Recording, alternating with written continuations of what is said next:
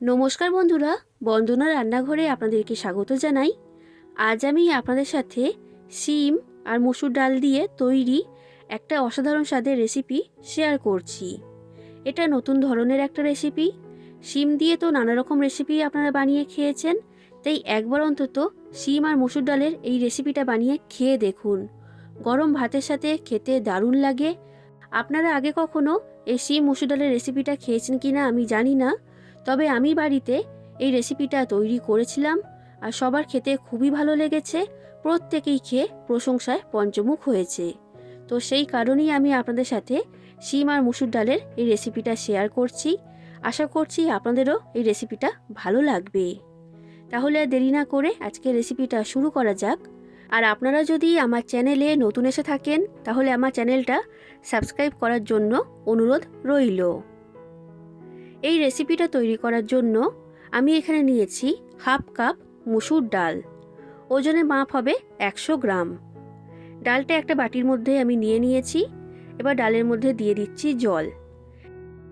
এবার মসুর ডালটাকে জলে ভিজিয়ে রেখে দেব 1 ঘন্টার জন্য। এই 1 ঘন্টার মধ্যেই ডালটা খুব ভালো মতো নরম হয়ে যাবে। এরপর আমি এখানে নিয়েছি 200 গ্রাম শিম।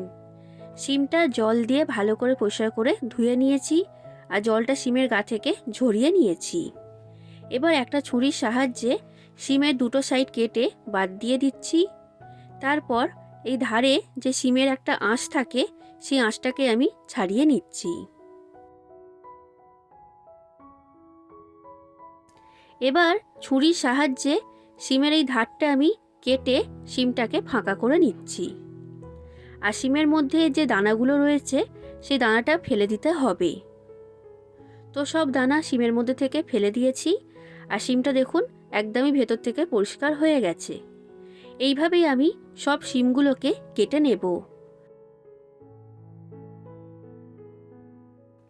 তো দেখুন বন্ধুরা, আমি সব শিমের মধ্যে থেকে দানাগুলোকে বের করে দিয়েছি। এখন শিমটা আমি সরিয়ে রাখছি, এটা পরে কাজে লাগবে। এরপর দেখুন বন্ধুরা, 1 ঘন্টা হয়ে গেছে মসুর ডালটা আমি জলে ভিজিয়ে রেখে দিয়েছিলাম। এবার এই মসুর ডালের মধ্যে থেকে জলটা আমি ফেলে দেব আর ডালটাকে ভালো করে পরিষ্কার করে ধুয়ে নিতে হবে। ডালটাকে আমি ভালো করে পরিষ্কার করে ধুয়ে নিয়েছি আর ডালটা আগের তুলনায় এখন অনেকটাই নরম হয়ে গেছে। এবার এই মসুর ডালের আমি পেস্ট তৈরি করব। তার জন্য নিয়েছি একটা মিক্সি জার। এবার এই মিক্সি জারের মধ্যে মসুর ডালটাকে আমি দিয়ে দিলাম। এরপর দিয়ে দিচ্ছি 4টে কাঁচা লঙ্কা। সামান্য পরিমাণ জল দিয়ে এবার মসুর ডালের পেস্টটা আমি তৈরি করে নেব। আর পেস্টটাকে একদম মিহি করে তৈরি করতে হবে।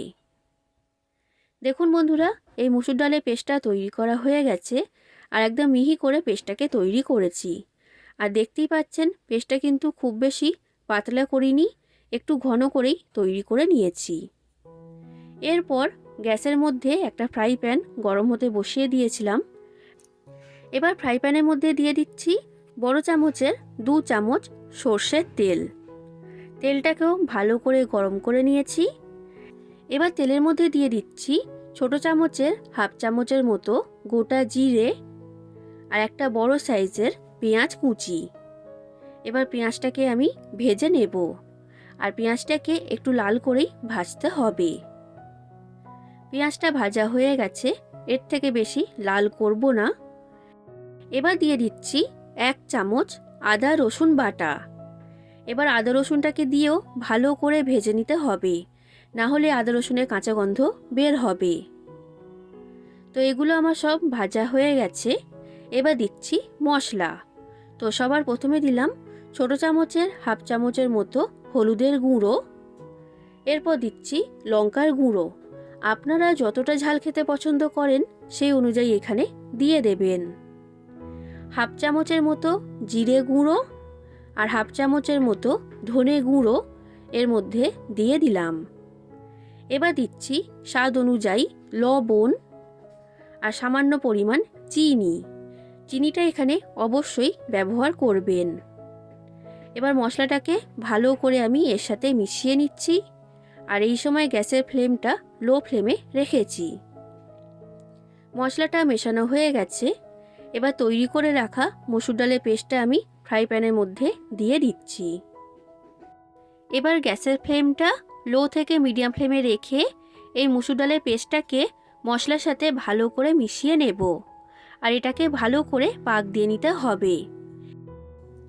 এইভাবে নাড়াচাড়া করার সাথে সাথেই আপনারা দেখতে পাবেন এটা জমাট বাঁধতে শুরু করে দেবে। তো দেখুন বন্ধুরা, প্রায় 2 মিনিটের মতো এটাকে আমি পাক দিয়ে নিয়েছি।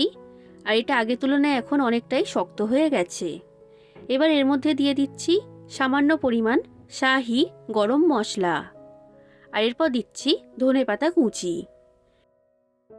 এবার গরম মশলা আর ধনেপাতাটাকে আমি এই ডালের সাথে ভালো করে মিশিয়ে নিচ্ছি। দেখুন বন্ধুরা, এটা ভালো করে মেশানো হয়ে গেছে আর ডালটাও কিন্তু পাক দেওয়া হয়ে গেছে। এর থেকে বেশি শক্ত করব না, কারণ ঠান্ডা হয়ে যাওয়ার পর ডালটা অনেকটাই শক্ত হয়ে যাবে। তো সেই কারণে এই রকম একটু নরম থাকা অবস্থাতেই এটাকে আমি নামিয়ে নিচ্ছি। এই মসুর ডালের পুরটাকে আমি একটা প্লেটের মধ্যে তুলে নিয়েছি। এখন এটা খুবই গরম রয়েছে, ঠান্ডা হয়ে যাক, তারপর আমি আপনাদেরকে দেখাবো। এবার কেটে রাখা শিমটা আমি এখানে নিয়ে নিয়েছি। আর যে মসুর ডালের পুরটা তৈরি করেছিলাম সেটা নিয়েছি। আর মসুর ডালের পুরটা কিন্তু এখন সম্পূর্ণ ঠান্ডা হয়ে গেছে। এবার দেখুন বন্ধুরা, আমি এখানে একটা শিম নিয়েছি। এবার এই শিমের মধ্যে তৈরি করে রাখা মসুর ডালের পুরটা আমি ভরে দিচ্ছি। আর এইভাবে হাত দিয়ে সমান করে পুরটাকে এর মধ্যে ভরে দিতে হবে। দেখুন বন্ধুরা, পরিমাণ মতো মসুর ডালের পুর শিমের ভেতর আমি ভরে দিয়েছি আর এটাকে সমান করে দিয়েছি। এটা আমার তৈরি হয়ে গেছে। এবার ঠিক একই রকমভাবে আমি সবগুলোকে তৈরি করে নেব। বন্ধুরা, এই রেসিপিটার আমি নাম দিয়েছি পুর ভরা শিম। এই পুর ভরা শিম দুর্দান্ত স্বাদের খেতে হয়। আপনারা বাড়িতে অবশ্যই একবার তৈরি করবেন। আর রেসিপিটা যদি ভালো লাগে তাহলে লাইক করে দেবেন, যতটা সম্ভব ততটা শেয়ার করে দেবেন, আর কমেন্ট করে জানাবেন কেমন লেগেছে আপনাদের এই রেসিপিটা। আর আমার চ্যানেলটা যদি এখনও পর্যন্ত সাবস্ক্রাইব না করে থাকেন তাহলে অবশ্যই আমার চ্যানেলটা সাবস্ক্রাইব করে দেবেন। দেখুন বন্ধুরা, ঠিক একই রকমভাবে সব শিমের মধ্যে মসুর ডালের পুরটা আমি ভরে নিয়েছি। এরপর দেখুন বন্ধুরা, আমি এইখানে একটা বড় সাইজের বাটি নিয়েছি। এবার এই বাটির মধ্যে দিয়ে দিচ্ছি 1 কাপ বেসন আর হাফ কাপ চালের গুঁড়ো। চালের গুঁড়ো দিলে এটা খুবই মুচমুচে তৈরি হয়। এবার দিয়ে দিচ্ছি সামান্য পরিমাণ হলুদের গুঁড়ো আর হাফ চামচের মতো লঙ্কার গুঁড়ো। আপনারা যতটা ঝাল খেতে পছন্দ করেন সেই অনুযায়ী দিয়ে দেবেন। আর এরপর দিয়ে দিচ্ছি স্বাদ অনুযায়ী লবণ। আর এরপর দিয়ে দিচ্ছি ছোট চামচের হাফ চামচের মতো কালো জিরে। এবার সব কিছুকে ভালো করে মিশিয়ে নিয়েছি। এবার অল্প অল্প করে জল দিয়ে একটা ব্যাটার তৈরি করে নেব। আর জলটা এখানে একসাথে অনেকটা দিলে বেসন আর চালের গুঁড়ো ডেলা পাকিয়ে যাবে। তাই অল্প অল্প করে জল দিয়ে একটা ঘন করে ব্যাটার তৈরি করতে হবে।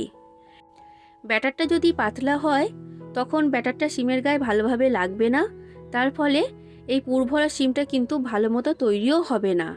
তাই ঘন করেই এখানে ব্যাটারটা তৈরি করতে হবে। আর এই ব্যাটারটাকে আমি 4 থেকে 5 মিনিট ভালো করে ফেটিয়ে নিয়েছি।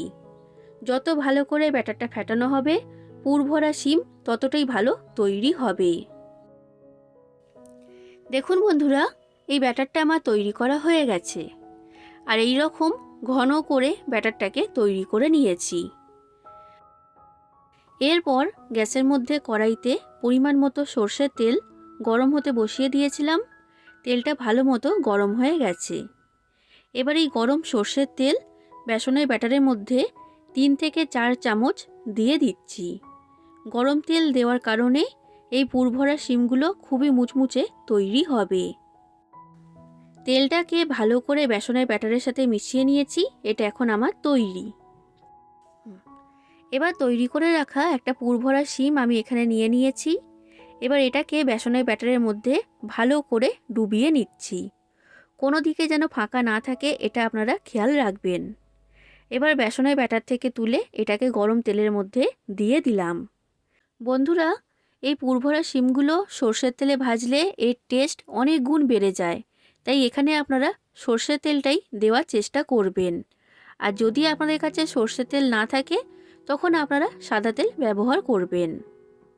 এবার গ্যাসের ফ্লেমটা লো থেকে মিডিয়াম ফ্লেমে রেখে এই পুরভরা শিমগুলোকে আমি ভেজে নেব। হাই ফ্লেমে রেখে ভাজলে বাইরে থেকে রং চলে আসবে, ভেতরে কাঁচা থাকবে, তাই লো থেকে মিডিয়াম ফ্লেমে রেখেই ভাজতে হবে। তো এই পুরভরা শিমগুলো আমার ভাজা হয়ে গেছে আর এটা খুবই মুচমুচে তৈরি হয়েছে। এগুলোকে আমি তেলের মধ্যে থেকে তুলে নিলাম আর ঠিক একই রকমভাবে বাদবাকি সব পুরভরা শিমগুলোকে আমি ভেজে নেব।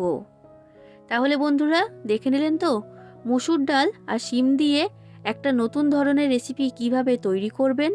এইভাবে আপনারা বানাবেন আর কেমন লেগেছে সেটা কমেন্ট করে আমাকে জানাবেন। এবার এই পুরভরা শিম ভেতর থেকে কেমন তৈরি হয়েছে সেটাও আমি আপনাদেরকে দেখিয়ে দিচ্ছি। দেখুন বন্ধুরা, এটা খুবই মুচমুচে হয়েছে আর ভেতর থেকেও খুব সুন্দর তৈরি হয়েছে। তাহলে বন্ধুরা আজ আসি, আবার দেখা হবে অন্য কোনো দিন অন্য কোনো রেসিপির সাথে। ধন্যবাদ।